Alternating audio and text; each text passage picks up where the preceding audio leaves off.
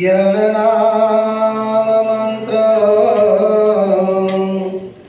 સ્વયં દિશંતં ભવપારયંતં પ્રૌઢ પ્રતાપા શ્રીતલોકતંત્ર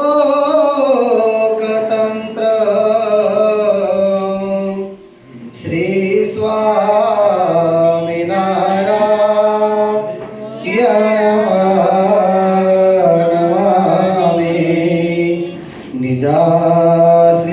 નિજાશ્રિતાનાં શકલાતિહંતા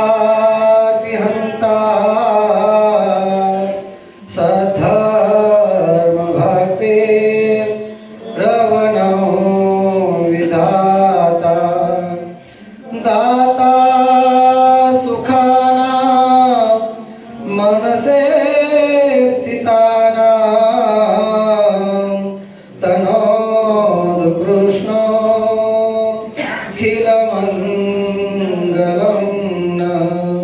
શ્રી અક્ષરધામાધિપતિ સ્વામિનારાયણ બાપા ભગવતે નમો નમઃ. શ્રી ઘનશ્યામ મહારાજાય નમો નમઃ. શ્રી હરિકૃષ્ણ મહારાજાય નમો નમઃ.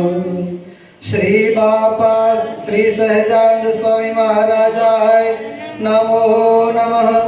શ્રી બાપા શ્રી ભગવતે નમો નમઃ. શ્રી સદગુરુ શ્રીને નમો નમઃ.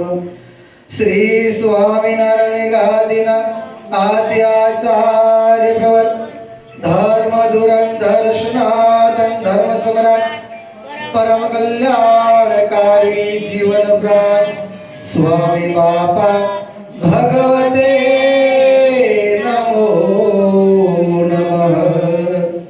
સ્વામિનારાયણ હરે. આપણે બધાએ જાણીએ છીએ તે પ્રમાણે સંવત 1800 કઈ કીધું 1800 સરસ 1882 ના મહાસુદ પાંચમ વસંત પંચમી એ શુભ દિને આપણા સૌના ઈષ્ટદેવ સર્વ અવતારના અવતારી ભગવાન સ્વામિનારાયણે નહીં કે માત્ર પોતાના આશ્રિત એવા સત્સંગી જીવ માટે પરંતુ જેને સુખી થવું છે આ લોકના માર્ગે પણ અને આધ્યાત્મિક માર્ગે પણ એવા સર્વ જગતના જીવોના હિતને માટે થઈ અને ભગવાન સ્વામિનારાયણે એ દિવસે આચાર સંહિતા એવી શિક્ષાપત્રીનું આલેખન કર્યું, જેને આજકાલ કરતા કરતા ગઈકાલે 199 વર્ષ પૂરા થયા. એટલે શિક્ષાપત્રી જયંતિના ભાગરૂપે પણ આજની આપણી જે આ કારણ સત્સંગ સભા છે એ આપણે નિમિત્તમાં રાખીશું. અંતે આપણે શિક્ષાપત્રી ગ્રંથનું પૂજન અર્ચન પણ કરીશું. પરંતુ એ નિમિત્તે જ્યારે આજે આ કારણ સત્સંગ સભાનું આયોજન કરવામાં આવ્યું છે તો ભગવાન સ્વામિનારાયણે આપણને જે શિક્ષાપત્રી નામક જે ગ્રંથ આપ્યો છે એ ગ્રંથની કેવી દિવ્યતા છે, કેવો મહાન છે અને શેના કારણે એ મહાન છે એને આપણે બધા યથાશક્તિ સમજવા માટેનો પ્રયત્ન કરીશું. ભગવાન સ્વામિનારાયણ આ લોકમાં પ્રગટ થયા અને પ્રગટ થયા પછી સ્વામિનારાયણ ભગવાને વન વિચરણ કર્યું અને વન વિચરણ કરતા કરતા ભગવાને કેટલાયને ધર્મના માર્ગે ચલાવ્યા, કેટલાય મુમુક્ષુના આત્યંતિક કલ્યાણ કર્યા, મોક્ષના વરદાન આપ્યા અને હતા મુમુક્ષુ પરંતુ એને સાચો માર્ગ હાથ નહોતો આવ્યો તો એમને સાચો માર્ગ પણ ભગવાને દર્શાવ્યો. અને એમ કરતા કરતા ભગવાન સ્વામિનારાયણ વિચરણ કરતા કરતા અહીં ગુજરાતમાં પધાર્યા અને ગુજરાતમાં આવ્યા પછી રામાનંદ સ્વામીને એક આપણને બધાને ગુરુ જીવનમાં ગુરુ કરવાની એક શિક્ષા આપવા માટે થઈ અને રામાનંદ સ્વામીને ગુરુ કરવાની એક લીલા દર્શાવી. અને રામાનંદ સ્વામીએ 1857 માં ભગવાન સ્વામિનારાયણને કારતક સુધી એકાદશીને દિવસે ભગવતી મહાદીક્ષા આપી. બરોબર 1 વર્ષ પછી 1858 એનો એ જ દિવસ કારતક સુધી એકાદશી રામાનંદ સ્વામીએ જે ભગવાનના આદેશથી પોતાનું કાર્ય કરવાનું તે કાર્યની પોતે જાણી લીધું કે હવે અહીંયા પૂર્ણાહુતિ થાય છે, મારી જવાબદારી આ સમાપ્ત થાય છે. અને જ્યાં સુધી રામાનંદ સ્વામી સત્સંગમાં વિચર્યા ભગવાનની ઈચ્છાએ કરીને ત્યાં પણ દરેક જગ્યાએ એમણે જાહેર કર્યું જ હતું કે હું તો ડુગડુગી વગાડું છું ને વેશના ભજવનારા વાંસે આવે છે, વેશના ભજન આવી ગયા પછી ડુગડુગી વગાડતાની કાંઈ પણ જરૂર છે નહીં. એ ન્યાય માત્ર ને માત્ર ભગવાન સ્વામિનારાયણે દીક્ષા લીધી એના 1 જ વર્ષની અંદર ધણી આવી ગયા એટલે ધણીને એ કારણ સત્સંગની જવાબદારી એમને સોંપી અને રામાનંદ સ્વામી આ લોકમાંથી અંતર્ધ્યાન થયા. એ ભગવાન સ્વામિનારાયણે આ સ્વામિનારાયણ સંપ્રદાયની જે પૂર્વે ઉદ્ધવીય સંપ્રદાય તરીકે રામાનંદ સ્વામીએ એની પ્રતિષ્ઠા સ્થાપના કરી હતી. એ સંપ્રદાયની ધર્મની ધુરાને ધારણ કરી. ધર્મની ધુરા જેમ ગાડાની ધૂર, ગાડાને આગળ ચલાવવું હોય તેની ધૂર કહેતા ધૂસરી, એને ધારણ કરનાર જોઈએ. એમ ધર્મ છે એને પણ ચલાવનારા જોઈએ છે. એટલે ધર્મની ધૂસરીને ધારણ કરનારા જોઈએ. એટલે જે આપણે ધર્મ ધુરંધર કે ભગવાન અને ભગવાનના સત્પુરુષને આપણે ધર્મ ધુરંધરની ઉપમા આપીએ છીએ. કહેતા ધર્મની ધૂસરીને ધારણ કરનાર, ધર્મને આગળ વધારનાર. એ પ્રમાણે ભગવાને આ ધર્મની ધૂરને ધારણ કર્યા પછી આ સ્વામિનારાયણ સંપ્રદાયને વિશે અનેકવિધ સંત હરિભક્ત એમને દીક્ષિત કર્યા અને ધર્મના માર્ગે ચલાવ્યા, ઉપદેશ આપ્યા. એક પશુ જીવન જીવતા હતા અને માનવ બનાવ્યા અને માનવમાંથી ભગવાનના એકાંતિક ભક્ત બનાવ્યા. અને એની અંદર ભગવાનના ભક્તે કઈ રીતે રહેવું જોઈએ, કેમ વર્તવું જોઈએ, કેમ બોલવું જોઈએ, કેવું ખાવું જોઈએ, કેવો વ્યવહાર કરવો જોઈએ, કઈ રીતે ભગવાનની ભક્તિ કરવી જોઈએ, સંત માતા પિતા ઈષ્ટદેવ આ બધાની કઈ રીતે સેવા કરવી જોઈએ, આ બધું જ ભગવાન સ્વામિનારાયણે પોતાના આશરે આવેલ દરેક જીવાત્માના અંદર ઠાંસીને ભર્યું. અને આ કળીકાળને વિશે એવા પવિત્ર સંતો ભક્તો ભગવાને બનાવ્યા કે કળિયુગ પણ ઝાંખપ પામી જાય કે મારા યુગમાં આવું વર્તન એમ. એને પણ ઈર્ષા થાય કે મારા યુગમાં સતયુગની સ્થાપના ક્યાંથી થઈ. આવા ભગવાને સંતો ભક્તોને તૈયાર કર્યા. અને એમ કરતા કરતા બધું જ તૈયાર થઈ ગયું. સત્સંગની સ્થાપના થઈ. સત્સંગની અંદર પોતાને જે કઈ ધર્મ પ્રવર્તાવા હતા પ્રવર્તાવ્યા. પછી ભગવાન સ્વામિનારાયણે વિચાર કર્યો કે મારા યુગમાં જે કોઈ આવ્યા એમને તો કેમ વર્તવું જોઈએ બધું જ મેં શીખવાડી દીધું. એ પ્રમાણે વર્તતા પણ કર્યા. પરંતુ આ લોકમાંથી હું અંતર્ધ્યાન થયું ત્યાર પછી પણ મેં જ્યાં મહેનત કરી છે એ સદાયને માટે યાવત ચંદ્ર દિવાકરો આની આજ જે રીત છે, ઢાળો છે, ચાલુ ને ચાલુ રહે. એના માટેનું મારે કંઈક એવું કરવું છે કે જેના યોગે કરીને આજે મેં રીત ચલાવી છે. રીત યાવત ચંદ્ર દિવાકરો આ સત્સંગ વિશે ચાલુ ને ચાલુ રહે. આજ વાળા લાભ લઈ ગયા અને પાછળ વાળા રહી જાય એવું નહીં. પંક્તિની પાછળ રહી ગયેલા થઈ ગયેલા એવું નહીં. ભગવાન કહે છે કે દરેકને એવું ને એવું જીવન જીવવાનું અને એવું જીવન જીવીને મારા અક્ષરધામને પામવા માટેનો લાભ મળવો જોઈએ. આવા એક પવિત્ર ધ્યેયને લક્ષ્યમાં રાખી, ધ્યાનમાં રાખીને ભગવાન સ્વામિનારાયણ કે મારે શું કરવું એના માટે. અને એના માટે ભગવાને વિચાર કર્યો કે મારે એવું શાસ્ત્ર તૈયાર કરવું છે કે શાસ્ત્રના યોગ્ય કરી અને મારા આશ્રિત ભવિષ્યમાં પણ બધા જ આ મારી મરજી પ્રમાણે જે મેં રીત પ્રવર્તાવી છે એ પ્રમાણે પોતાનું જીવિતવ્ય જીવી શકે. એટલે આ શિક્ષાપત્રી શાસ્ત્ર રચવાની ભગવાને આ વિચારણા કરી. પછી ભગવાને વિચાર કર્યો કે શાસ્ત્ર તો ઘણા બધા લખાણા છે. હા? પૂર્વ શાસ્ત્રોમાં બધી રીત કહેલી જ છે, કેમ વર્તું, વર્ણના ધર્મ, આશ્રમના ધર્મ બધું જ કીધેલું છે. પરંતુ એ બધા જ શાસ્ત્ર આજે અભેર્ય રહી ગયા છે, ધૂળ ખાય છે. એનું કારણ શું છે? તો એ શાસ્ત્ર અંદર શાસ્ત્રના કરનારાઓએ એટલું બધું વિસ્તારથી લખ્યું છે, ક્યાંય ખૂણે ખાંચડે સંતાડી લખ્યું છે. અને એના કારણે શાસ્ત્ર બહુ મોટા પ્રમાણમાં મોટા ગ્રંથોના રૂપમાં તૈયાર થયા, જેના કારણે એક વાંચવાની શ્રદ્ધાના અભાવે, શું વાંચવાની શ્રદ્ધાના અભાવે એ શાસ્ત્રોને કોઈ વાંચતા નથી. તો મારે શું કરવું? આપવું બધું જ છે. ભગવાને શું વિચાર કર્યો? મારે આપવું તો બધું જ છે, પરંતુ એવું કંઈક હું આપું કે એની અંદર બધું જ આવી જાય, અને તેમ છતાંય એને જોઈ અને કોઈને ક્યારેય પણ શ્રદ્ધા નાશ ન પામી જાય, એવું કંઈક કરવું. અને આ ધ્યેયને ધ્યાનમાં રાખી અને આપણા ઈષ્ટદેવ ભગવાન સ્વામિનારાયણે 350 ઉપરાંત મોટા મહાશાસ્ત્રો, એ બધાયનું જ્ઞાન જેમ ગાગરની અંદર સાગરને સમાવે, એમ આવી એક નાની સરખી શિક્ષાપત્રીની અંદર બધા જ શાસ્ત્રોનું દોહન કરી તત્વસાર કાઢી અને આ શાસ્ત્ર અંદર બધું જ તૈયાર કરી અને ભગવાન સ્વામિનારાયણે આપણને ભેટ સ્વરૂપે આપ્યો છે.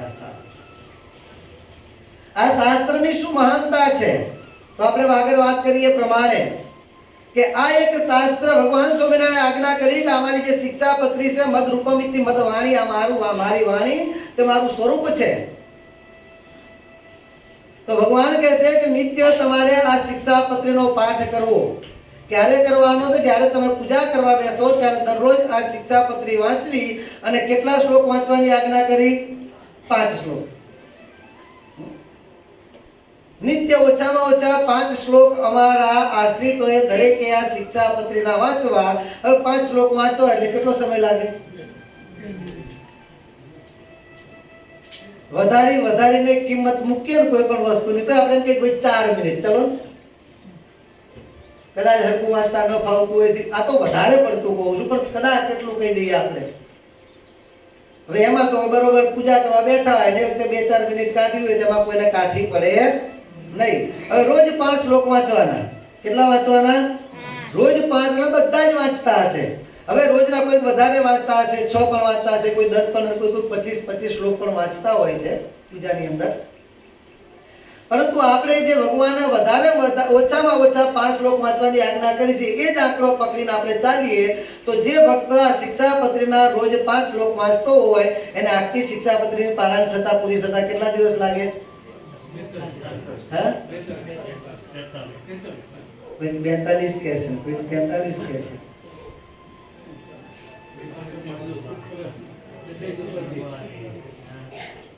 44 થી 45 દિવસ લાગે. કારણ કે ધ્યાન શ્લોક 12 અને બીજા 212, એટલે 44 થી 45 દિવસ લાગે. કહેતા 1.5 મહિનાનો સમય લાગે. 1.5 મહિનાની અંદર જેવી આ શિક્ષાપત્રીની પારાયણ પૂરી થાય એટલે એ ભક્તએ 350 શાસ્ત્રોની પારાયણ કર્યા બરોબર એને ફળ પ્રાપ્ત. આ તો એક આપણે લૌકિક દ્રષ્ટિએ કહીએ, પણ એનાથી વધારે ફળ પ્રાપ્ત થાય. કારણ કે આ શિક્ષાપત્રી વાંચતો એવી આજ્ઞા કોની છે? ભગવાન સ્વામિનારાયણની છે. એમની આજ્ઞા કે વાંચીએ છીએ એટલે સાધનનું ફળ હોય એના કરતા પણ એની પર કૃપા વિશેષ ભરે છે. કારણ કે ભગવાનની આજ્ઞા કે વાંચ્યું ને, એટલે એની અંદર કૃપા ભરે છે. એટલે આટલી એક શિક્ષાપત્રી જેના રોજ 5 શ્લોક વાંચીએ તો પણ 1.5 મહિનાની અંદર 350 ઉપરાંત શાસ્ત્રોની પારાયણ થઈ જાય. આવું એક સામાજિક રીતે કરીએ તો પણ આટલું તો ફળ પ્રાપ્ત થાય છે. માટે આ શિક્ષાપત્રી ગ્રંથ મહાન છે. થોડી મહેનત અને ઝાઝી કમાણી. શું છે? થોડીક મહેનત અને ઝાઝી કમાણી, એવો આ શિક્ષાપત્રી રૂપી ગ્રંથ છે. અને આ શિક્ષાપત્રી ગ્રંથની અંદર ભગવાને એવી આજ્ઞાઓ કરી છે કે આ શિક્ષાપત્રી પ્રમાણે જો જે ભક્ત વર્તતો હોય, મહારાજ કહે છે, ને ક્યારે પણ આધ્યાત્મિક માર્ગનું ફળ તો ઘણું બધું છે. સોનાર ભગવાન તો એમ કહે છે કે એવો જે ભક્તો હોય એને અમે વશ વર્તીએ છીએ, જ્યારે અંત સમૂહ આવે ને ત્યારે મહારાજ કહે છે કે પ્રત્યક્ષ અને દર્શન આપીને અમારા ધામમાં તેડી જઈએ છીએ, પણ લૌકિક રીતે પણ જે આ શિક્ષાપત્રીમાં ભગવાને કહેલી જે આજ્ઞા, એ આજ્ઞા પ્રમાણે જો અનિશુદ્ધ એનું પાલન કરે તો અન્ન, વસ્ત્ર અને આબરૂ આ ત્રણેય પ્રકારે ભગવાન એની રક્ષા કરે છે. લોખંડી પુરુષ સરદાર વલ્લભભાઈ પટેલ એમ કહે છે કે જો આખો ભારત દેશ આ શિક્ષાપત્રીની આજ્ઞાનું પાલન કરે ને તો આ ભારત દેશને સરકાર, આ પોલીસ અને કોર્ટ એની જરૂર જ ના પડે.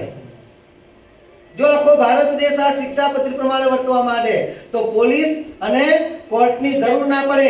એવી આજ્ઞાઓ ભગવાન સ્વામિનારાયણ આ શિક્ષાપત્રીની અંદર લખી છે. અને આ શિક્ષાપત્રીની અંદર કેટલી મહાનતા હશે.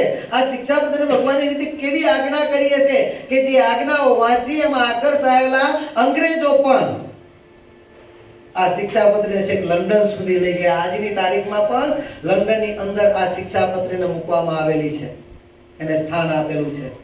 કારણ કે પામી ગયા કે આ શાસ્ત્ર ભલે આજે આપણા વર્તવાળા નહીં વર્તે તો કાંઈ નહીં, પણ ભવિષ્યમાં કોઈને વિચાર થયો અને આપણી સરકાર જો આને અમલમાં લાવશે તો આપણો ઇંગ્લેન્ડ દેશ છે એના કરતા પણ ઘણો સમૃદ્ધ થઈ જશે. ઘણી બધી આપણી ટેન્શન, જવાબદારીઓ આ બધાથી આપણે મુક્ત થઈ જઈશું.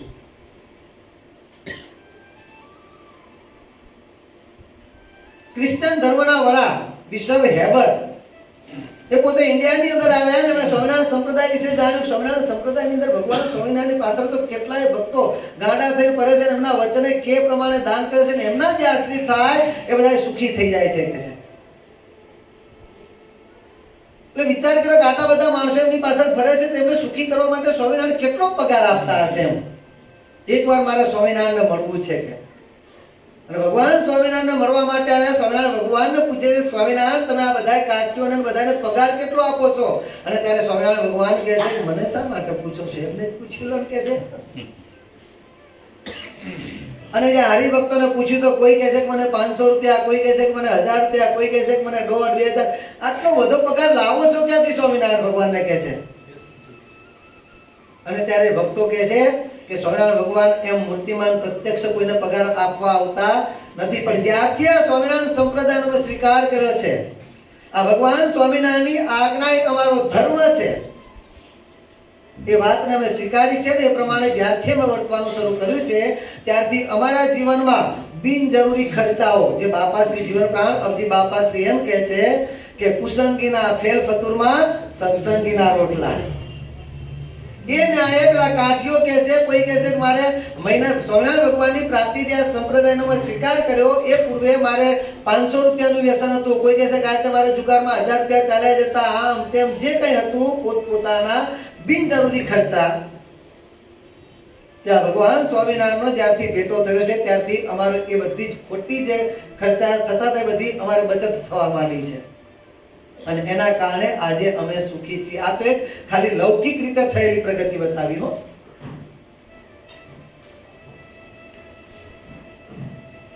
એ કઈ આજ્ઞાઓ છે? આ શિક્ષાપત્રની અંદર ભગવાન સ્વામિનારાયણ જે બતાવી ને એ જ આજ્ઞાઓ છે. માટે કહીએ છીએ કે આ શિક્ષાપત્રી ગ્રંથ મહાન છે. શિક્ષાપત્રી ગ્રંથ શેના કારણે મહાન છે? તો એ શિક્ષાપત્રી ગ્રંથ મહાન હોવાનું કારણ ભગવાન સ્વામિનારાયણ શિક્ષાપત્રીના બીજા શ્લોકમાં સમજાવે છે. બીજા શ્લોકમાં ભગવાન સ્વામિનારાયણ શું કીધું? લિખામી સહજાનંદ સ્વામી સર્વાનિજાશ્રિતાન નાના દેશ સ્થિતાન શિક્ષાન પત્રે વૃત્તાલય સ્થિત. આ શ્લોકની અંદર આપણા ઉપાસ શ્રેષ્ઠદેવ ભગવાન સ્વામિનારાયણ એમ કહે છે કે વૃત્તાલય કહેતા વડતાલ ગામને વિશે રહ્યા એવા જે સહજાન સ્વામી જે અમે જે તે નાના પ્રકારના દેશને વિશે રહેલા એવા અમારા આશ્રિત તે સર્વે સત્સંગી પ્રત્યે આ શિક્ષાપત્રીને લખીએ છીએ. હવે આપણને એમ થાય સ્વામી તમે આગળ એમ કહી ગયા કે શિક્ષાપત્રી ગ્રંથ શેના કારણે મહાન છે, બીજા શ્લોકમાં કીધેલું છે. આમાં તો એવું કઈ દેખાતું નહીં. દેખાડું ભાઈ રણછોડભાઈ? વડતાલ વિશે રોકાયેલા ભગવાન સ્વામિનારાયણે શિક્ષાપત્રી લખી છે. શેના માટે? નાના દેશને વિશે રહેલા પોતાના આશ્રિતો એમના માટે લખી છે. આમાં શું મહાનતા આવી? જો એ શબ્દમાં આપણે ઊંડા ઉતરીએ ને તો એની અંદર બહુ જ મહાનતા બતાવેલી છે. પહેલું તો આ શિક્ષાપત્રી અંદર સ્વામિનારાયણ ભગવાને એવું લખ્યું કે લિખામી સહજાનંદ સ્વામી. એમ લાગે કે નહીં, અંતે તો ભગવાને પોતાનું નામાચરણ કર્યું. જેમ સંતોએ કે ભક્તોએ કે કીર્તન લખ્યા, કીર્તન અંતે લાડુ સહજાનંદ નિહાળતા ઠળિયા ખલડી. હે કરશનભાઈ? લાડુ જોઈ અને સહજાનંદ સ્વામીની આંખડી ઠરી નહીં. એમ નહીં હો. લાડુદાન ગઢવી બ્રહ્માંડ સ્વામીનું પૂર્વાશ્રમનું નામ છે. સહજાનંદ સ્વામીના દર્શન થતા લાડુદાન ગઢવી કહે છે કે મારી આંખડી ઠરી. એમ કીર્તનને અંતે નામાચરણ કરેલું હોય એટલે ભગવાન સ્વામિનારાયણ શ્લોકની અંદર શિક્ષાપત્રી અંદર પોતાનું નામાચરણ કર્યું છે એવું દેખાય. આમ સામાન્ય રીતે નામાચરણ બે રીતે કરવામાં આવે. એક તો જે તે વસ્તુ હોય એના મહાત્મ્ય કરીને એને લખનાર વ્યક્તિની કિંમત વધે. આવા કીર્તનો, આવા શાસ્ત્રો, એની રચના આ વ્યક્તિ કરી છે, તે વ્યક્તિનામાં કેટલું જ્ઞાન હશે. જે તે લખાણ કીર્તન કે શાસ્ત્રના કારણે તે વ્યક્તિની મહાનતા દેખાય એના માટે એક તો નામાચરણ કરવામાં આવે. અને બીજું વ્યક્તિના કારણે તે વસ્તુની મહાનતા વધે એના માટે નામાચરણ કરવામાં આવે કે આ વ્યક્તિએ કર્યું છે, આ વ્યક્તિએ લખ્યું છે તો એ શ્રેષ્ઠ જ હોય. એટલે અહીંયા કારણે જે ભગવાન સ્વામિનારાયણ શિક્ષાપત્રી અંદર લિખામી સહજાનંદ સ્વામી એ પોતાના નામનું જે નામાચરણ કર્યું છે એ નહીં કે શિક્ષાપત્રીના કારણે ભગવાન સ્વામિનારાયણનો મહિમા વધે, પરંતુ ભગવાન સ્વામિનારાયણ એના લખનારા છે. શું છે? આ ગ્રંથના રચયિતા સ્વયં ભગવાન સ્વામિનારાયણ છે. તો વિચાર કરો કે ગ્રંથ કેટલો મહાન હશે. એટલે જે વસ્તુના કારણે વ્યક્તિની કિંમત દેખાડવાની હોય ને એમાં જે નામ લખ્યું એને નામાચરણ કહેવાય. અને જે વ્યક્તિના કારણે વસ્તુની કિંમત દેખાડવાની હોય ત્યાં જે લખાણ હોય ને નામાચરણ કહેવાય, પણ હકીકતમાં એને નામાચરણમાં એ પંક્તિમાં ગણાય નહીં, એ સાઇન કહેવાય. શું કહેવાય? કોઈ પણ વસ્તુ હોય આ પ્રમાણે અમારા કાર્યો આવા સરકારી લેવલે બીજા લેવલે જ્યાં જ્યાં કરવાના હોય તો મોટી વ્યક્તિ હોય એની સાઇન જોઈએ. તમે સાઇન કરો તો અમારું કામ થઈ જાય. આમાં આની સહી છે તો આ પ્રમાણે કરવું જ પડશે એમ. બાકી કાગળમાં ગમે એટલું લખાણ હોય પરંતુ મોટી હસ્તીની સાઇન ના હોય તો એની કાંઈ કિંમત નહીં. આંકડો તો 5 કરોડનો પાડ્યો હોય પરંતુ અંદર માલિકની સહી ના કરેલી હોય તો એ ચેકની કાગળિયા જેટલી કિંમત. એટલે જે જગ્યાએ ઉદ્ભવેલી વસ્તુની કિંમત વધારવી હોય અને એના માટે જ્યારે નામાચરણ કરવામાં આવ્યું ત્યારે એમાં સાઇન કરી. કેમ? ભગવાન સ્વામિનારાયણે આ શિક્ષાપત્રી અંદર પોતાની સાઇન મૂકેલી છે કે આના લખનારા અમે સ્વયં અવતારના અવતારી સર્વોપરી ભગવાન સ્વામિનારાયણ છીએ. તો વિચાર કરો કે શાસ્ત્રની કેટલી મહાનતા હશે. એટલે સ્વયં ભગવાન સ્વામિનારાયણ લખનાર છે માટે આ શિક્ષાપત્રી ગ્રંથ મહાન છે. બાકી તો સ્વામિનારાયણ ભગવાનને બીજા સંતોને કામ હોપો તો આપી દે. કેટલાય વિદ્વાન સંતો હતા. નિત્યાનંદ સ્વામી કહે છે મહારાજ આ ભરતખંડને વિશે 4 ધામ કહેવાય છે ને 4 ધામમાંથી ગમે તેવો મોટો વિદ્વાન આવે ને મારી સાથે શાસ્ત્રાર્થ કરે તો પણ એ શાસ્ત્રાર્થમાં મને જીતી ન શકે એવો વિદ્વત્તાનો ગુણ આપની કૃપાએ કે મારામાં છે. આવા નિત્યાનંદ સ્વામી. વિચાર કરો. વડોદરાની અંદર સ્વામિનારાયણ સંપ્રદાય કલ્પિત છે એવું જાહેર કરવા માટે કેટલાય શાસ્ત્રીઓ ભેગા થયા અને સ્વામિનારાયણ સંપ્રદાય કલ્પિત નથી, વેદ શાસ્ત્ર પ્રમાણ છે એ સાબિત કરવા માટે એક જ સંત મુક્તાન સ્વામીને ભગવાન સ્વામિનારાયણ વડોદરાની અંદર મોકલ્યા અને વડોદરાની અંદર મુક્તાન સ્વામી આટલા બધા શાસ્ત્રીઓની વચ્ચે સ્વામિનારાયણ સંપ્રદાયનો દિગ્વિજય કરીને આવ્યા. આવા વિદ્વાન મુક્તાનંદ સ્વામી ગોપાલ બાપાના દર્શન માત્રે સામે આવેલા શાસ્ત્રીઓ પોતાના શસ્ત્ર હેઠા મૂકી દે. શસ્ત્ર એટલે પોતાનું જ્ઞાન, શાસ્ત્રો શાસ્ત્રાર્થ નથી કરતા. આવ્યા છે જીતવા માટે, શરત થઈ છે જો તમારા સંતો જીતે તો અમારે મુસલમાન થવાનું, અને અમે જીતીએ તો ભગવાને કહે છે તમારું. આવી શરતો થઈ છે. અને કેટલાય સંતો વિદ્વાનો બેઠા હતા, બધાની સાથે શાસ્ત્રાર્થ ચાલુ પડી જાય. ગોપાલ બાપાની એન્ટ્રી પડી અને ગોપાલ બાપાના દર્શન માત્ર કરીને, નહીં માત્ર ભવ્યતા અને દિવ્યતાનો જ્યાં સમન્વય જોયો અને દર્શન થયા. દર્શન થતાની સાથે સામેના માણસો શાસ્ત્રાર્થ કરવા હતા. સામે ચાલીને આમંત્રણ આપીને બોલાવ્યા નહોતા, સામે ચાલીને આવતા કેટલી તૈયારી સાથે આવ્યા છે. પરંતુ ગોપાલ બાપાના દર્શન કરતાની સાથે જ એ લોકોએ પોતાના શસ્ત્ર હેઠા મૂકી દીધા. આવા ગોપાલ બાપા, આવા બધા સંતો દિગંત હોવા છતાં પણ સ્વામિનારાયણ ભગવાને કોઈના શિક્ષાપત્રી રૂપી શાસ્ત્રની રચના કરવાની આજ્ઞા ન કરી અને સ્વયં પોતે શિક્ષાપત્રી ગ્રંથ લખવા માટે બેઠા. માટે આ શિક્ષાપત્રી ગ્રંથ મહાન છે. બીજો શબ્દ એમાં વાપર્યો છે વૃત્તાલય સ્થિત. આની અંદર પણ આ શિક્ષાપત્રીની મહાનતા રહેલી છે. આટલા શબ્દની અંદર આપણે આ શબ્દમાં શું મહાનતા રહેલી છે? વૃત્તાલય સ્થિત આ શબ્દનો અર્થ શું છે? તો વૃત્તાલય કહેતા વડતાલ ગામને વિશે રોકાયેલા, નહીં કે વડતાલ ગામમાં રહેનારા. ખ્યાલ આવ્યો? આટલા તફાવતમાં જ મહિમા રહેલો છે. વૃત્તાલય સ્થિત અને વૃત્તાલયાલય. જો વૃત્તાલયાલય લખવામાં આવે તો વડતાલને વિશે રહેવા વાળા, રહેનારા, અને વૃત્તાલય સ્થિત એટલે વડતાલને વિશે રોકાયેલા. ખ્યાલ આવ્યો? રહેલા મતલબ કે રોકાયેલા, રહેનારા નહીં.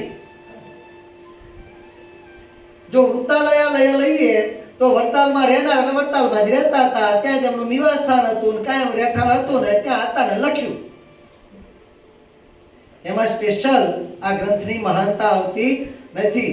પરંતુ વડતાલમાં રહેવા વાળા નથી, પરંતુ શિક્ષાપત્રી ગ્રંથ લખવા માટે સ્પેશિયલ વડતાલમાં રોકાણા છે. રોકાયેલાનો મતલબ કે શિક્ષાપત્રી ગ્રંથ લખવા માટે ભગવાન સ્વામિનારાયણ આ વડતાલ ગામને વિશે રોકાયા. બાકી સ્વામિનારાયણ ભગવાન વચનામૃતમાં કહે છે કે અમારી પ્રકૃતિ તો એવી હતી કે એક સ્થાનમાં એક ગોદોહન માત્ર રહેવાય, એનાથી વધારે રહેવાય નહીં. એક ગોદોહન માત્ર એટલે ગાયને દોવાનો સમય થાય, એક સમયે દોયું હોય, બીજો સમય થાય ત્યાં સુધી સવારે જે જગ્યાએ હોય સવારે દોવે, સાંજે દોવે. બરોબર? તો સવારે જે જગ્યાએ હોય એ જગ્યાએ સાંજે હોય નહીં. સતત ભગવાનનું આવું વિચરણ શેના માટે? અનેક જીવોના કલ્યાણ માટે.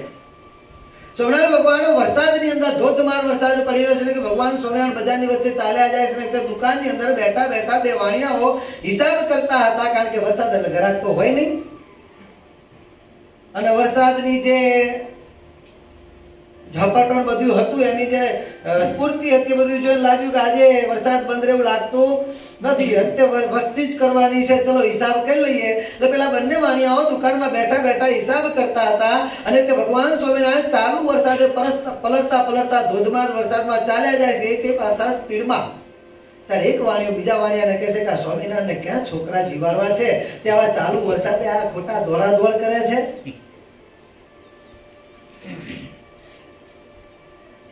પેલા બે બેઠા છે, અંદર વાત કરે છે, બહાર ધોધમાર વરસાદ ચાલુ છે, વરસાદનો અવાજ આવતો. ભગવાન તો બજારમાં ચાલે છે, સંભળાય ન સંભળાય? પણ તેમ છતાંય તનકી જાણે મનકી જાણે, જાણે ચિતકી ચોરી, ઇનકે આગે ક્યાં છુપાય जिनके हाथ में जीवन दोरी. સ્વામિનારાયણ ભગવાન જાણી ગયા. આ બંને બેઠા બેઠા આવા સંકલ્પ કરે છે. મહારાજ કહે છે કે લ્યા વાણિયા, શું વિચાર કે શું વાત કરે છે? અરે કઈ નહીં. સ્વામિનારાયણ ભગવાન કહે મહારાજ કઈ નહીં. કે મહારાજ કે અમે જાણીએ કે અમે ભગવાન છીએ. આ તો તું મોઢેથી બહાર અવાજ કાઢ્યો, મનમાં વિચારે તો અમે જાણીએ છીએ, તારું નહીં. અનેક બ્રહ્માંડના અનેક જીવો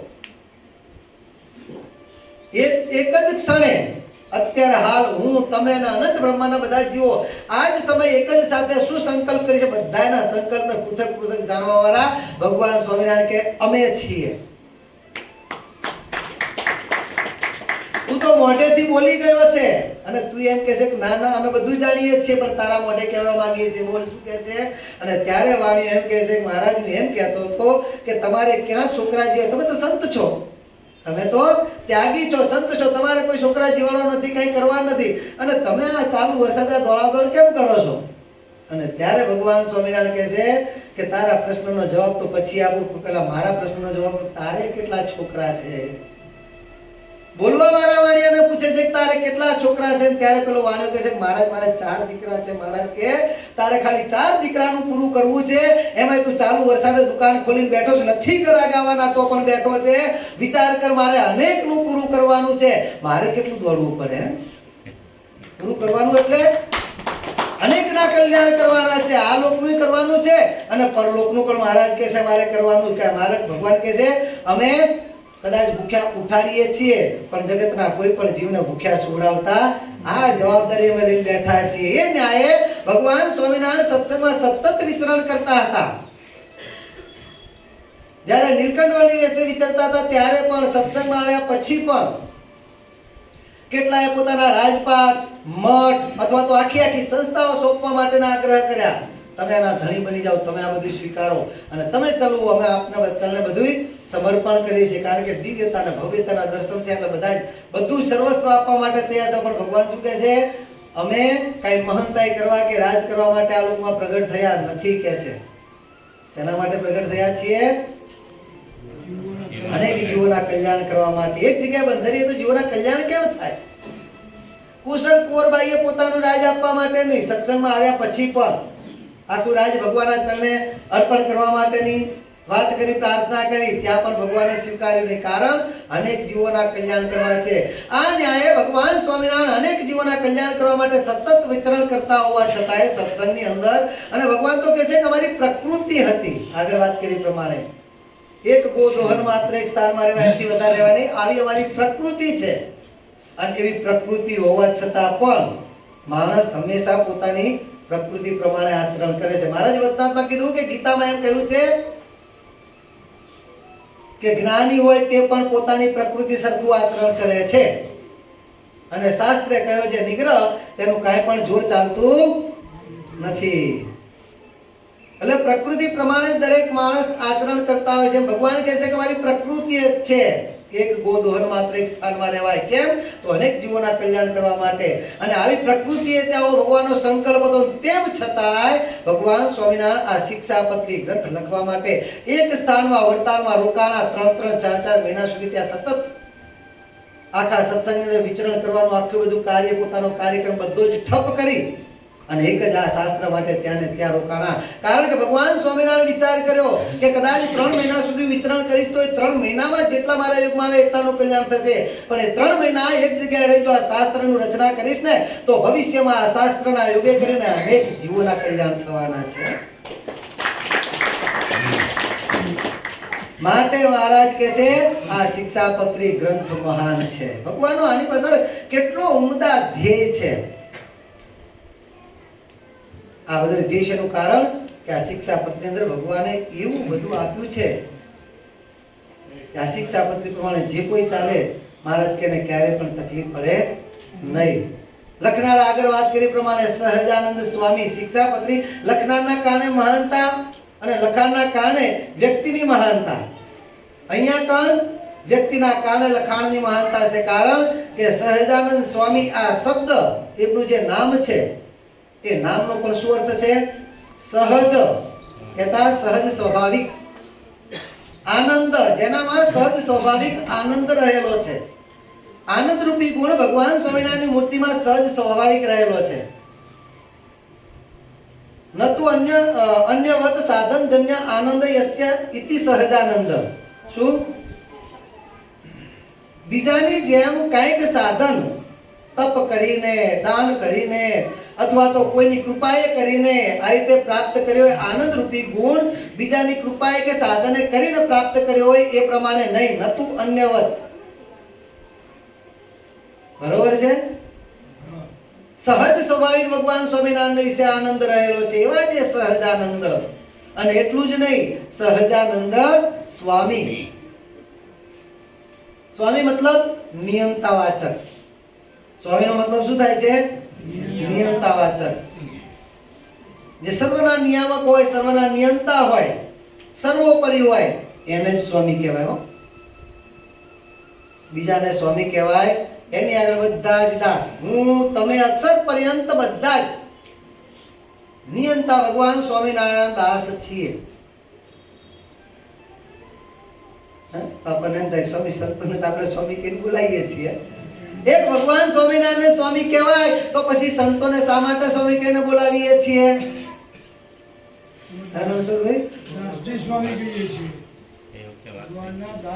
પણ સ્વામી તો કીધા ને, સ્વામી તો કીધા ને. ભગવાન સિવાય કોઈને સ્વામી કહેવાય નહીં. આમ તો શાસ્ત્ર પ્રમાણે આમ જોવા જઈએ તો નિયંતા હોય ને સ્વામી કહેવાય. તો એ સ્વામી શા માટે બંધ કરી દેજો. એમાં ભગવાનનું નામ જ છે ને સ્વામી, એમાં ભગવાનનું નામ જ છે. થોડાક આવ્યા તમે લાઈનમાં. આપણે કોઈ પણ સંતને ના અનાદિ મુક્તને પણ સ્વામી ન કહેવાય. સ્વામી બધા જ દાસ છીએ ભગવાન સ્વામિનારાયણના.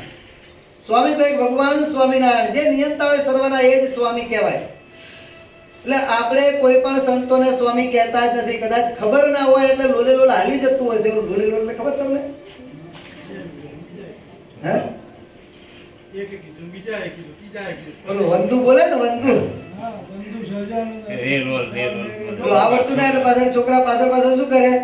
રે લોલ લોલે લોલ જાય. પણ ચલો એ પાછળ શીખવાની એક ધગર છે. પણ પછી આમાં લોલે લોલ જવા દેવું નહીં. પેલા ગામડાની અંદર કથાને અંતે વચ્ચે વચ્ચે જરાક રમૂજી વાત આપણે લેતા જઈએ. ગામડાની અંદર કથાને અંતે જ્યારે ચેષ્ટા બોલાય એટલે ચેષ્ટા બોલાતી એટલે પ્રથમ શ્રી હરિને રે ચરણે શિષ્ણમાં આવું નવતમ લીલા રે નારાયણ ની ગાવું મોટા. આ તો આપણે બોલા રાગો બોલ્યા. પ્રથમ શ્રી હરિને રે ચરણે શિષ્ણમાં આવું નવતમ લીલા રે નારાયણ ની ગાવું મોટા મુનિવર રે. આ રાગમાં લગભગ બધે ગવાય છે. એટલે ગામની અંદર રાગમાં કોણ ગવાતું હતું? પ્રથમ શ્રી હરિને રે ચરણે શિષ્ણમાં આવું નવતમ લીલા રે. આ પ્રમાણે ગવાતું છે. પેલા પાછળ બેઠેલા જુવાનિયાઓ એમને ચેષ્ટા બોલતા આવડે ઊભા થઈને જતા. એટલે વડીલો બેહો કે શીખો બાને. એટલે પાછળ બેઠા બેઠેલા જુવાનિયા શું બોલે? તારા પછી મારો વારો આવે રે, તારા પછી મારો વારો આવે રે. આગળ વાળા 10-15 બોલતા હોય એટલે બે જણા ધીમે ધીમે બોલે, ખબર પડે. વડીલો વિચાર કરે ખરું એક બે દિવસમાં બધા ચેષ્ટા બોલતા થઈ કે રીતે ગયા. એટલે વડીલો એક દિવસ નક્કી કર્યું, બધા હંપી ગયા કે ચેષ્ટા બોલતા બોલતા બરોબર આ પદે આપણે પહોંચીએ ને આપણે બધા બંધ થઈ જવાનું કે. અને જ્યાં બરોબર એ જગ્યાએ બધા બંધ થઈ ગયા. જુવાને શું બોલે? તારા પછી મારો વારો આવે રે. અરે આ શું બોલો છે? સાચું બોલીએ છીએ કે તમારા પછી અમારો વારો છે ક્યાં? જો કે જુવાને આવ્યું નથી હો. આપણે તો જ્યારથી સમજણા થયા ત્યારથી શીખવાનું છે. ભગવાન સમજી બધી શીખવાનું છે. પણ આપણે લોલે લોલ માંથી આમાં ગયા ને લોલે લોલ.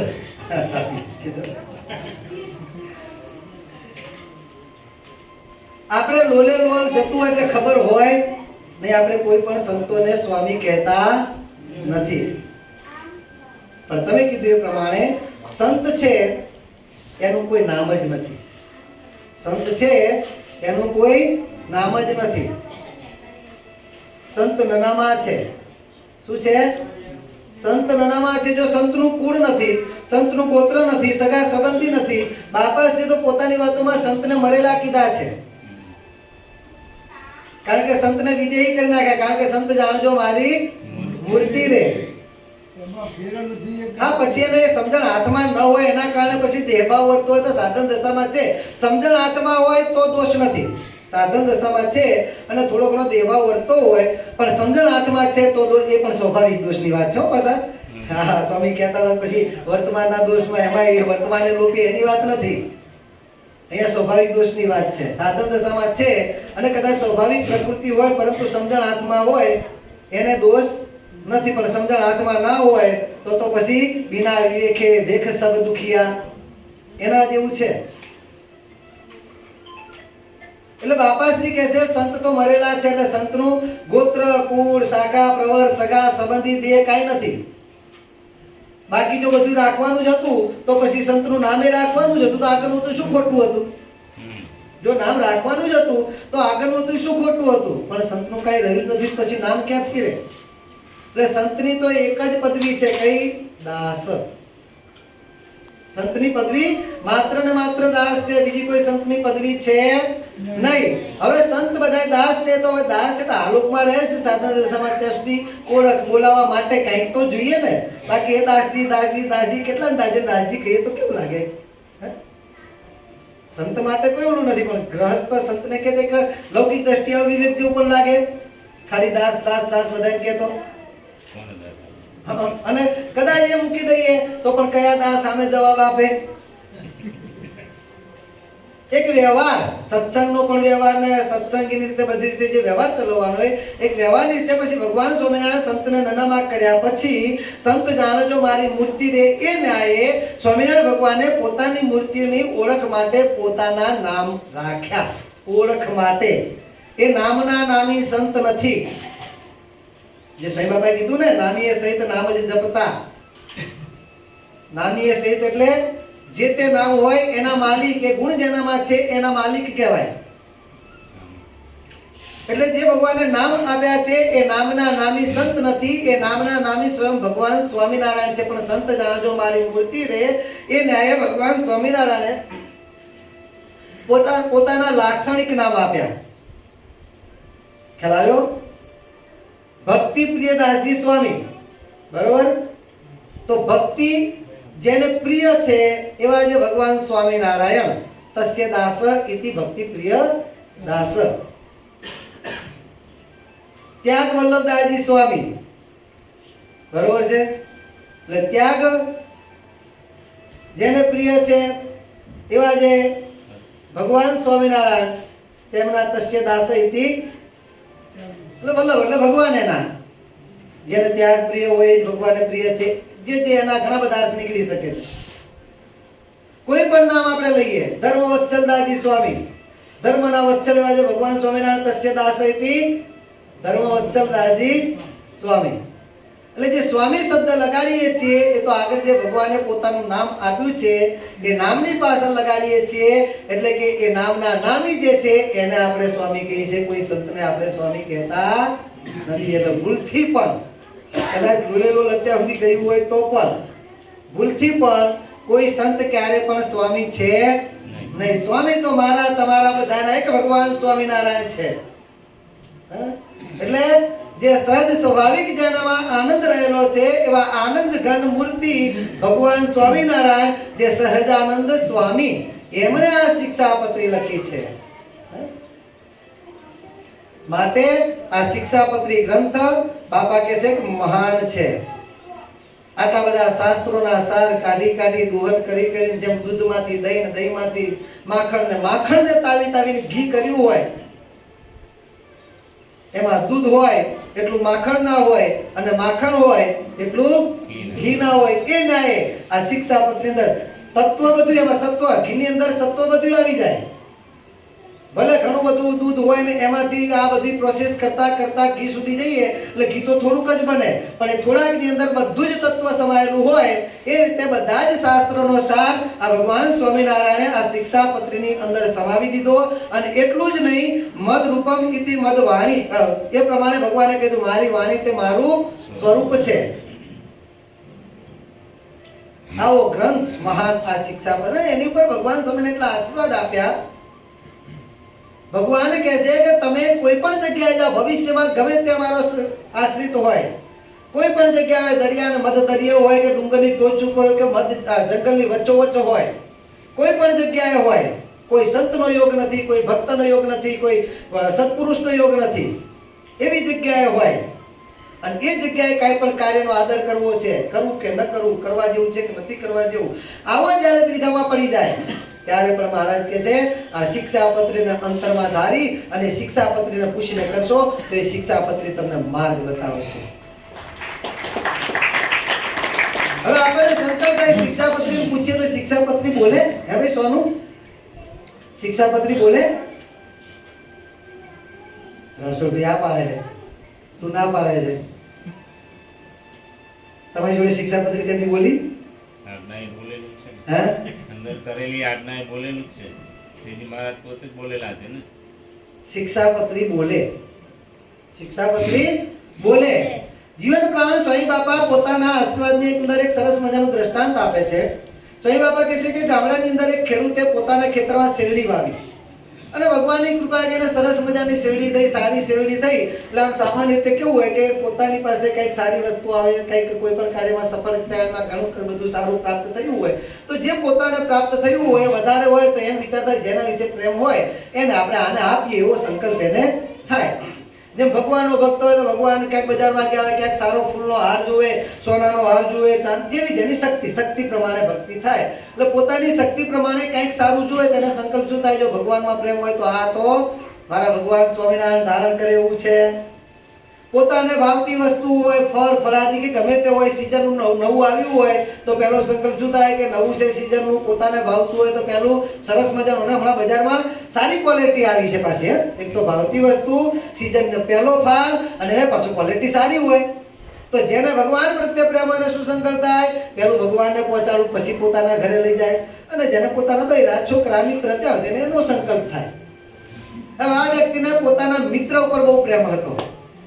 શેરડી સારી છે એટલે વિચાર થયો ચલો આટલી બધી સરસ સારી શેરડી થઈ છે, ઘણો બધો ફાલ થયો છે, તો એકાદો ભારો મારા મિત્રને ત્યાં પણ મોકલું.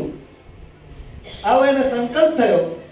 અને સંકલ્પ થયો એટલે ભારો એક શેરડીનો તૈયાર કરી, એક મજૂર રાખ્યો, મજૂરને 1 રૂપિયો મજૂરી નક્કી કરી અને ભારો આપી દીધો. ભાઈ આ ફલાણા બાજુના ગામમાં ફલાણા ભાઈ મારા મિત્ર છે, એના ત્યાં જઈને તારે ભારો આપવાનો છે, ત્યાં સુધી પહોંચાડવાનો છે. પેલો કહે છે ભાઈ કઈ સમાચાર આપવાના છે? કે તારે સમાચાર આપવાની કાંઈ પણ જરૂર છે નહીં. આ કાગળ હું તને આપું છું, કાગળ આપજે. કાગળ બોલ છે. પેલા મનમાં હસવું ગાંડો લાગે. કાગળ બોલે? હે ધીરુભાઈ, કાગળ બોલે? પેલો કહે છે કાગળ બોલશે કે? પણ આને મનમાં હસવું આવે કે ભાઈ કાગળ કે બોલતો હતો, પણ આપણે શું વર મરો કે કન્યા મરો પણ ગોળનું તરફાણું કરો. આપણે તો મજૂરી મળવાની છે ને. કાગળને બોલવું બોલે, ના બોલવું કાંઈ નહીં.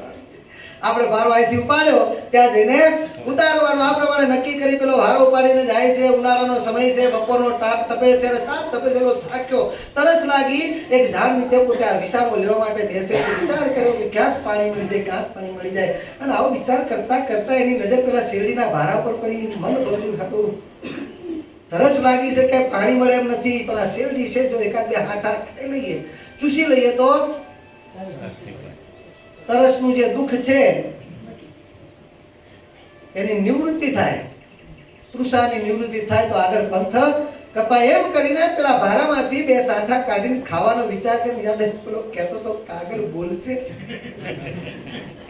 કાગળ બોલે તો નહીં, પણ ન કરે નારાયણને ત્યાં જઈને કાગળ કઈક બોલ્યો તો આપણે તો લોચો પડે ને કે. એટલે શેરડીના હાટા મૂક્યા એક બાજુ, પછી પેલા કાગળને કાઢીને પેલી પાઘડી પર મૂકી, પછી કે કાગળ હાથે હાચું કે તું ત્યાં જઈને શું કહેવાનો છે કે? એમ કાગળ બોલે? બોલે કાગળ? 1 વાર 2 વાર 5 વાર 10 વાર પૂછ્યું તેમ છતાં કાગળ ન બોલે. એટલે પેલો ઊંઘમાંથી જેમ બારો તો પોતાના માથા પર, અરે ગાંડા, ઓલો તો ગાંડો કાગળ બોલશે એમ કે તને ખબર હતી, એને તો ખબર નથી ગાંડો છે, પણ તને તો ખબર હતી કાગળ ન બોલે તો પૂછવા બેઠો કે છે એમ કાગળ બોલતો છે. એમ પાછો કાગળ પાછી ચબરકી વારી ખીચામાં ઘાલીને પેલા શેરડીના 2 હાંટા કાઢ્યા હતા. ભળ ભળ કરતો ખાઈ ગયો, ચૂસી ગયો. હા હવે કઈક ભરી, હવે પંથ કાપવામાં વાંધો આવશે નહીં. પાછો શેરડીનો ભારો ઉપાડ્યો, ચાલતો થયો. સામે ગામ પહોંચતા સાંજનો સમય થઈ ગયેલો, થોડું અંધારું. જે મિત્રના ત્યાં પહોંચવાનું હતું એડ્રેસ પ્રમાણે લોકેશન જે સેટ કર્યું હતું, મોબાઈલમાં નહીં હો, તે તો મોબાઈલ નહોતા ભાઈ. બરોબર લોકેશન ઉપર પહોંચી ગયા. ત્યાં ગયો પછી પેલો ભારો ઉતાર્યો. કીધું ભાઈ તમારા મિત્રએ આ શેરડીનો ભારો મોકલ્યો છે તો એ તમે લઈ લો કે છે. ત્યારે પેલો કહે છે મિત્રએ કંઈ કીધું તું? તમે પૂછ્યું પણ કંઈ કીધું નહીં. એવું કીધું છે કે આ કાગળ બોલશે. આ કાગળ આપ્યો છે. પેલો અંધારું હતું, કાગળ લઈને અંદર ગયો ઘરમાં, દીવો કરી અને દીવાના પ્રકાશમાં કાગળ વાંચ્યો. કાગળમાં લખેલું હતું કે ફલાણા મિત્ર, એટલે કે ફલાણા ભાઈ મારા મિત્ર, એમને માલુમ થાય કે ભગવાનની કૃપાથી મારા ખેતરમાં સારી એવી શેરડી પાકી હતી. મને વિચાર થયો કે આટલી સરસ મજાની શેરડી પાકી છે તો મારા મિત્રને આપું. આ ન્યાય મેં તમારા ત્યાં શેરડી મોકલી છે, આ ભારો મોકલ્યો છે. ભારાની અંદર 20 આંટા છે, ગણીને લઈ લેજો. પેલો બહાર આવ્યો. બહાર આવી કહે છે ભાઈ કાગળ તો એમ કહે છે કે ભારામાં 20 આંટા છે અને ગણું છું તો કેટલા થાય છે? કેમ તમે ગણી ના હતા ભાઈ? વેપારીઓ છો ને ભાઈ? ભાઈ લખ્યા 20 છે એટલે કાગળ તો એમ કે છે કે 20 આટા છે ને મેં તો હું ગણું છું તો 18 થાય છે બોલ સાચું શું છે ને ત્યારે પેલો કાનની બે બૂટ પકડી કહે છે ભાઈ વાત સાચી ભાઈ 20 આટા મોકલ્યા હતા હું બે ખાઈ ગયો છું પણ તમને કોણે કીધું આ કાગળ કે છે કાગળ બોલ્યો હા કે બોલ્યો કે પેલો કે ભલા માણસ તમારી વાત સાચી મારી ભૂલ થઈ બે સાટા કીધું પણ ભલા થઈને કાગળ એક વાર મારી પાસે બોલાવો કે છે મેં કેટલું પૂછ્યું ના બોલ્યો તો મારી જોડે બોલાવો ત્યારે પેલો કહે છે કે ભાઈ તું ભણેલો છે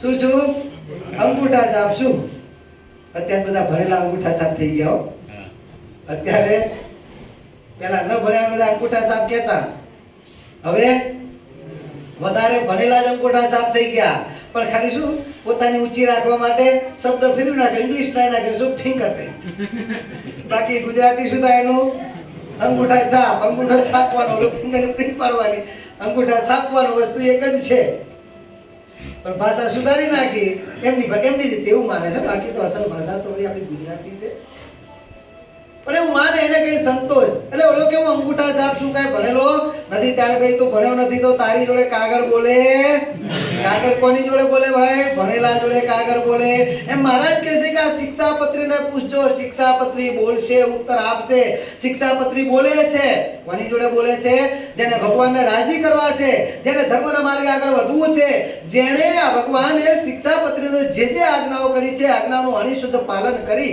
ભગવાન સ્વામિનારાયણનો રાજીવો પ્રાપ્ત કરી ડંકાની ચોટે ભગવાનના ધામમાં પહોંચવું છે એવા ભક્તની આગળ આ શિક્ષાપત્રી બોલે છે પછી કદાચ ભણેલો એનો વાંચે તો એ વાંચનાર જોડે પણ શિક્ષાપત્રી બોલે છે કદાચ ભણેલો ના હોય ને કોઈકની જોડે સાંભળે તો સાંભળનારની જોડે પણ આ શિક્ષાપત્રી બોલે છે ભણેલો ન હોય અને બેરો હોય સાંભળી શકે એમ ના હોય અથવા તો જેમ શિક્ષાપત્રીમાં મહારાજે કીધું એ પ્રમાણે કે વાંચી સંભળાવે એવાનો યોગ ન હોય પરંતુ ભગવાનની આજ્ઞા કે શિક્ષાપત્રીની પૂજા કરતો હોય અને એના અંતરમાં જો ભાવ હોય કે આ શિક્ષાપત્રીની આજ્ઞા પ્રમાણે મારે વર્તવું છે ભગવાન સ્વામિનારાયણ માં રાજી કરવા છે તો એ ભક્તના હૃદયમાં મદ રૂપમિતિ મદવાણી એ ન્યાય ભગવાન સ્વામિનારાયણ શિક્ષાપત્રી સ્વરૂપે વિરાજી અને ભક્તના પ્રશ્નના ઉત્તર પણ આ શિક્ષાપત્રી દ્વારા આપે છે એટલે મહારાજ કહે છે કે મારા ભક્તને કોઈ પણ કાર્યનો આદર કરવો હોય એને કદાચ સત્પુરુષનો યોગ ના હોય એટલે એવા સમય એવી જગ્યાએ ફસાયેલો એવી જગ્યાએ હોય તો પણ એને મૂંઝાવવું નહીં કારણ કે આ શિક્ષાપત્રી સ્વરૂપે એના હૃદયમાં હું હાજરા હાજર છું બસ એ શિક્ષાપત્રીને પૂછજો શિક્ષાપત્રી અંદર કરેલી આજ્ઞાને વિચારજો મહારાજ કહે છે એ શિક્ષાપત્રી સ્વરૂપે અંદર બેઠા બેઠા મહારાજ કહે છે અમે પ્રેરણા કરીશું તમારે કેમ ચાલવાનું છે પરંતુ આવી શુદ્ધ ભાવના હોવી જોઈએ તો મહારાજ કે અમે આ પ્રમાણે પ્રેરણા કરીશું આવો આ ગ્રંથ છે હાલતા ને ચાલતા ડગલે ને પગલે આપણું માર્ગદર્શન કરે એવો આ ગ્રંથ છે માટે શિક્ષાપત્રી ગ્રંથ મહાન છે અને શિક્ષાપત્રીની આજ્ઞા પ્રમાણે વર્તનાર ભક્તો પર ભગવાનની કેટલી કૃપા થાય છે છેલ્લો પ્રસંગ આપણે જોઈએ ઘણી બધી બાબતો છે ઘણા બધા મહિમામાં કહેલો છે પરંતુ છેલ્લો આપણે પ્રસંગ જોઈ લઈએ કે આ શિક્ષાપત્રીની આજ્ઞા પ્રમાણે વર્તવાવાળો જે ભક્ત હોય એ ભક્તને ભગવાન સ્વામિનારાયણ કેટલા વશ વર્તે છે તો ડુમાલી ગામની અંદર રામજી ભક્ત નામના ભગવાનના એક ચુસ્ત આશ્રિત હરિભક્ત શિક્ષાપત્રી વાણી શુદ્ધ પાલન કરવા વાળા અને રામજી ભક્તનો જ્યારે અંત સમો આવ્યો ત્યારે બ્રહ્માંશ હોય નિત્યાંશ હોય મુક્તાંશ આદિ 5 મોટા મોટા સદગુરુ એમને ધામમાં તેડવા માટે આવ્યા અને રામજી ભક્તને કહે છે ભક્તરાજ ચાલો તમારો અંત સમય આવ્યો છે ભગવાન સ્વામિનારાયણની આજ્ઞા કહીને અમે તમને ધામમાં તેડવા માટે આવી છે ચાલો ધામમાં અને ત્યારે રામજી ભક્ત એમ કહે છે હે સંતો તમે તો ભગવાનના મહામુક્ત છો મૂર્તિમાં રહેનારા છો આપ મારે મારા ઘેર પધારે આપના દર્શને મને આનંદ ઘણો બધો આનંદ થાય છે હર્ષ થાય છે પરંતુ તમારો તેડ્યો આવીશ નહીં કારણ રામજીભાઈ કહે છે કે મેં શિક્ષાપત્રીની કઈ આજ્ઞા લોપી છે મેં શિક્ષાપત્રીની કઈ આજ્ઞા લોપી છે કે ભગવાન સ્વામિનારાયણ તમને મોકલ્યા પોતે ન પધાર્યા હું તો આવીશ ધામમાં મને વાંધો નથી પરંતુ ભગવાન સ્વામિનારાયણનું આજ્ઞા વચન છે એક સત્પુરુષનું વચન પણ ક્યારેય ચલાયમાન થતું નથી સત્પુરુષ વાક્યમ ન ચલતી ધર્મમ સત્પુરુષનું વચન પણ ક્યારે પણ મિથ્યા થતું નથી આ ભગવાન સ્વામિનારાયણનું વચન છે કે આ શિક્ષાપત્રીની આજ્ઞા પ્રમાણે જે વર્ત્યો છે એનો અંત સમાવે ત્યારે હું તેડવા માટે આવીશ તો ભગવાન સ્વામિનારાયણ કેમ ન આવ્યા જાઓ તમારો તેડ્યો નહીં આવું કે ભગવાન સ્વામિનારાયણ તેડવા આવશે ત્યારે હું આવીશ. ત્યારે સંતો કહે છે કે હે રામજીભાઈ, તમે એક પણ આજ્ઞાનો લોપ કર્યું નથી, જાઓ ભગવાન તમને આ સમયે તેડવા માટે આવશે. એ પ્રમાણે ભગવાન સ્વામિનારાયણ એ રામજીભાઈની ભક્તિને એ ધર્મ પ્રમાણે વર્તવાની એમની શ્રદ્ધા અને એમની જે આ કુમારી એને વશ થઈને ભગવાન સ્વામિનારાયણ પોતે તેડવા આવ્યા. કોઈના આમંત્રણે પણ ના આવવાના ભગવાન સ્વામિનારાયણ. સ્વામી બાપાએ ગાંધીજીમાં શું કીધું? કોઈની પ્રાર્થના કરી ના, કાંઈ નિમિત્ત ખરું ના, તો કેવળ કૃપા ને કેવળ દયા. પ્રાર્થના કે કોઈની કોઈ પત્ર કે કઈ ભગવાન સુધી પહોંચે, કશું ના પહોંચે. પરંતુ આ રામજી ભક્ત એમનું આ શિક્ષાપત્રી પ્રમાણે ભગવાનના આજ્ઞાએ કરીને શિક્ષાપત્રી પ્રમાણે અણિશુદ્ધ વર્તન એના કારણે ભગવાન સ્વામિનારાયણ એમની પ્રેમ દોરી બંધાયા થકા એમને તેડવા માટે આવ્યા. બાકી આપણે બધાની વાત નથી કરતો, કારણ કે સત્સંગ છે, સમુદ્ર છે, અને સમુદ્ર છે ક્યારે પણ રત્ન વિનાનો હોય નહીં. બહુ રત્નાની વસુંધરા. સમુદ્રની અંદર અનેક રત્નો પડ્યા છે. એવા ભક્તો આજે પણ હોય, પરંતુ પ્રગટ હોય ત્યારે કોઈ ન જાણે રમાપતિની રીત, એના જેવી આ વાત છે. આપણા ભેગા હોય એટલે સ્વાભાવિક પ્રકૃતિ જોઈને આપણને એમના અંગની ખબર ન પડતી હોય, પરંતુ એવા ભક્તો તો હોય. પરંતુ બહુધા એવા કોઈ જવલ્ય હોય. બહુધા તો આપણે બધા જો રામજી ભક્ત કરવા જેવું કરવા જઈએ ને, એના કરતા ભગવાન ફદલમાં આપણા પ્રેમને વશ થઈ જાય. છે તો કાંઈ નહીં, છે તો કાંઈ નહીં, પણ અમે તમારા, તમે અમારા, ભલે કરી નથી શક્યા સંપૂર્ણ. જે પ્રમાણે ભગવાન આપણને પોતાના માને છે એવા આપણે ભગવાનના થઈ શક્યા તો નથી. હું તમે પોતપોતાની છાતી પર, હૃદય પર હાથ મૂકીને તપાસ કરીએ તો આપણને ખબર પડે. પરંતુ ભગવાનના વચને યદ કિંચિત તે પ્રમાણે વર્તવા માટેની આપણે પ્રયત્ન કરીએ છીએ. ભગવાન ફદલમાં પોતે આપણી પ્રેમ દોરીનો વશ થઈને આપણને તેડવા માટે આવે. બાકી આ રામજીભાઈનું આ બધું શું સંવાદ શું છે? બાકી મુક્ત મહારાજ વિના ક્યારે હોય? મહારાજ મુક્ત વિના ના હોય, મુક્ત મહારાજ વિના ના. બ્રહ્મા સ્વામી આવ્યા તો મહારાજ ના હોય, ભેગા જ હોય. પરંતુ આપણને બધાને શીખવા માટે કે ભાઈ આ દાખલો દ્રષ્ટાંત પૂરું પાડવા માટે કે શિક્ષાપત્રીની આજ્ઞા પ્રમાણે વર્તેના ભગવાન કેટલા વશ વર્તે છે એ દેખાડવા માટે. બાકી રામજીભાઈની જેમ આપણે કહેવા જઈએ તો હવે લોચો પડે છે. બાવડામાં લગભગ 15 વર્ષ 10-12 વર્ષ થયા છે. એ આશરે કહું છું, કદાચ થોડુંક આગળ પાછું પણ મળી શકે. એક સત્સંગની દીકરીને બોર્ડની પરીક્ષામાં 52% આવ્યા. હવે એ જ વખતે એવો પ્રસંગ બનેલો, પેપરમાં આવેલો કે ભાઈ કોઈક એક દીકરીને 92% આવેલા બોર્ડની પરીક્ષામાં. હવે એને જોઈતી હતી ડોક્ટરી લાઈન, હવે ડોક્ટરી લાઈન માટે એને 94 કે 95 ટકા જોઈતા હતા. હજી હશે તે મારો વિષય બહુ નથી, પણ એમ કે એવો કંઈક પ્રસંગ હતો પ્રોપર આંકડો કે 52, 94 કે 96% કંઈક જોઈતા હશે. અને એના કારણે એને ડોક્ટરી લાઈનમાં એને એડમિશન મળ્યું નહીં. તો એ 92% લાવવાવાળી એ દીકરીએ પોતાનું એ બોર્ડનું જે રિઝલ્ટ હતું એ આખે આખું એનું વર્ષ ફેલ કર્યું. ફરીથી પરીક્ષા આપું, પણ મારે જવું છે તો 96% લાવીને મારે ડોક્ટરી લાઈનમાં જ જવું છે. 4% માટે થઈને 92% આવ્યા હોવા છતાંય પોતાનો આગળનો અભ્યાસક્રમ જે કઈ મહેનત હતી એને જતી કરી ફરીથી પરીક્ષા આપી. એટલે કહેવાનો મતલબ કે આવો પ્રસંગ હતો, એ પેપરમાં આવ્યો ત્યારે પેલી જે 52% લાવેલી દીકરીને એના પપ્પા કહે છે કે બેટા, જો તું આની જેમ ફરીથી પરીક્ષા આપવા માંગતી હોય ને સારા ટકા લાવવા માટે, તો હું આખું વર્ષ બીજો ખર્ચો બાપ પપ્પા આ 52 આયા એ નહીં આવે. આવરી આવી ગયા થોડું કે ભાઈ કેસ થઈ ગયો, કેસ થઈ ગયો કે હલવાઈ ગયો. હે થોડું કે ભાઈ આને કેસ કરતા આવતું કેમ દડો ભરાઈ ગયો, એમ ખોબામાં દડો ભરાઈ ગયો. જ્યાં 52 આયા છે એ હારા છે, બહાર તો નીકળ્યા છે કે છે. એમ આપણે જો રામજીભાઈ જો જેમ જોર કરવા જઈએ તો આપણે તો અટકી પડી એવું છે. પણ એમાંથી શીખવાનું છે, મારે તમારે બધાને શીખવાનું છે. એટલે ભગવાન કહે છે કે આ પ્રમાણે શિક્ષાપત્રીની આજ્ઞા પ્રમાણે જે ભક્ત અણિશુદ્ધ એનું પાલન કરે છે, પ્રમાણે વર્તે છે, તો ભગવાન કહે છે અમે આ પ્રમાણે એ ભક્તને વશ વર્તીએ છીએ. એટલે આ શિક્ષાપત્રી ગ્રંથ આવો મહાન છે. ભગવાન બાપા સ્વામી બાપાના ચરણોમાં આપણે પ્રાર્થના કરીએ, હે બાપા, આપે જે આ શિક્ષાપત્રી ગ્રંથ આપ્યો છે એ ગ્રંથની અંદર જેવી જેવી આપે અમને આજ્ઞા કરી છે, આજ્ઞામાં વર્તવા માટે દિન પ્રતિદિન અમે વધારે વધારે કટિબદ્ધ બનીએ અને વધારે વધારે આજ્ઞામાં વર્તી શકીએ અને વર્તીને આપને પ્રસન્ન કરી શકીએ એવી દિવ્ય બળ બુદ્ધિ અને શક્તિ અમને આપશો. એ ભગવાન બાપા સ્વામી બાપાના ચરણોમાં પ્રાર્થના કરીશું.